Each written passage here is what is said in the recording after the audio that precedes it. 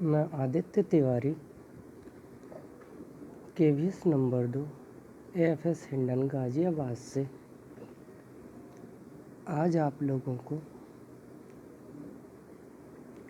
नेताजी का चश्मा पाठ को पढ़ाऊंगा, जिसके लेखक स्वयं प्रकाश जी हैं।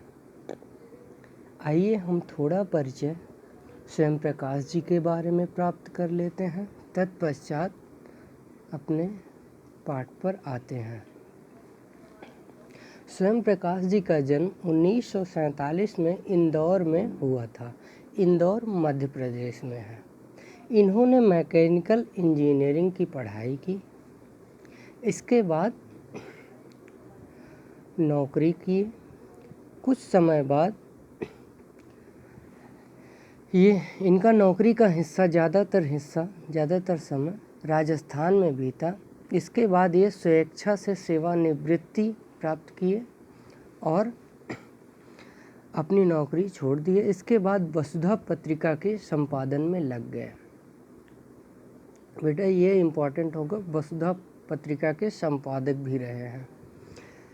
इनके प्रमुख कार्य या फिर रचनाएं इस प्रकार से हैं: कहानी संग्रह, सूरज कब निकलेगा, आएंगे अच्छे दिन भी, आदमी जात का आदमी, संधान, और उपन्यास है बीच में विनय और ईंधन। तो इनका संक्षिप्त परिचय इस प्रकार से रहा। आइए अब हम नेताजी का चश्मा के पाठ के सार पर आते हैं। इस पाठ का संक्षिप्त सारांश इस प्रकार से है। नेताजी का चश्मा कहानी में कैप्टन चश्मे वाले के माध्यम से देश में लोगों के दिलों में देश प्रेम को दर्शाया गया है कि कोई ज़रूरी नहीं है कि कोई बड़ा आदमी या फिर कोई जो आत्म बलिदान देता हो वही देशभक्त है। एक छोटा सा बच्चा, कोई गरीब आदमी, सब लोगों के दिलों में, मानसिकता में देशभक्ति कूट कूट कर भरी है। वे अपने अपने तरीके से अपनी अपनी देशभक्ति को दर्शाते हैं। जिस प्रकार से इस कहानी में दिखाए हैं कि एक फुटपाथ का या फिर सड़क का चश्मा बेचने वाला नेताजी की मूर्ति को चश्मा पहना कर अपनी देशभक्ति प्रकट करता है, और छोटा सा जो प्राणी है, अपने किसी छोटे से कस्बे का एक छोटा सा बच्चा या फिर कोई भी बच्चा जो कि अभी लड़ाई नहीं कर सकता है, या फिर ज़रूरी ये इस पाठ में यही दर्शाया गया कि ज़रूरी नहीं बंदूक लेकर बॉर्डर पर ही तैनात हो तभी देशभक्ति है। सब लोग अपने अपने तरीके से देशभक्ति अपनी करते हैं, सबके दिलों में देशभक्ति रहती है। तो बताए हैं कि छोटे बच्चे भी जो हैं वे जो हैं सरकंडे का, या सरकंडा बेटा उसे बोलते हैं जो कि सरसों का डंठल होता है या फिर तना होता है, उसी को सरकंडा बोलते हैं। उससे चश्मा बनाकर पहनाया है मूर्ति को, तो वह अपने तरीके से प्रकट किया है। तो इसमें यह दिखाया कि देश बनता है उसमें रहने वाले सभी नागरिकों, नदियों, पहाड़ों, पेड़ पौधों से, और इन सब में व्याप्त प्रेम से, इन सब के अंदर जो प्रेम होता है उससे हमारा देश बनता है। और यही भावना देशभक्ति होती है कि यह हमारा देश है, या हमारा पेड़ है, या फिर यह हमारे देश का पेड़ है। आइए हम इसका और सारांश जानते हैं।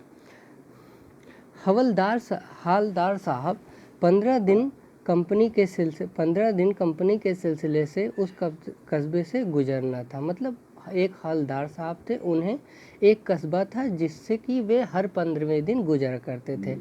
कस्बा के नाम पे सिर्फ कस्बा था, वहाँ पर ज़्यादा पक्के मकान भी ना थे, मतलब मामूली गिने चुने ही मकान थे, और जिसे बाज़ार कहा जा सके, बताया है कवि ने कि वैसा सिर्फ एक ही बाज़ार था। मतलब बहुत ज़्यादा वहाँ बाज़ार भी नहीं थे, सिर्फ एक ही बाज़ार था, और सिर्फ एक छोटा सा सीमेंट का कारखाना था और 2 ओपन एरिया सिनेमा घर थे।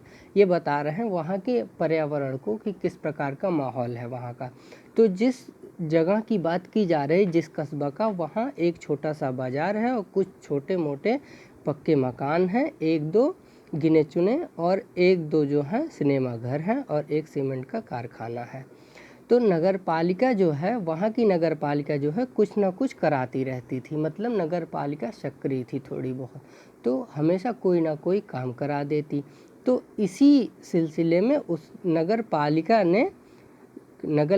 के बोर्ड ने सोचा और जो है मुख्य बाजार के मुख्य चौराहे पर नेताजी सुभाष चंद्र की बोस की प्रतिमा लगवाने को सोचा।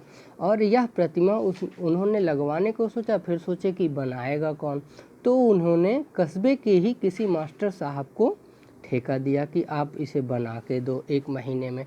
अब जो मास्टर जी थे वो कलाकार थे या मूर्तिकार थे रहे होंगे, तभी तो उन्हें दिए। तो मास्टर जी ने ले लिया, लेकिन उन्हें बाउंडेशन था या फिर लिमिट थी कि 1 महीने में ही दोगे। तो उन्होंने कैसे कैसे करके संगमरमर से मूर्ति गढ़कर तैयार कर दी और 1 महीने में तैयार कर दिए कैसे कैसे करके। मूर्ति तो बहुत अच्छी बनाई थी, मतलब बटन से लेकर कॉलर और कॉलर टोपी वगैरह सब कुछ संगमरमर का ही था। लेकिन 1 मिनट, हाँ, जैसे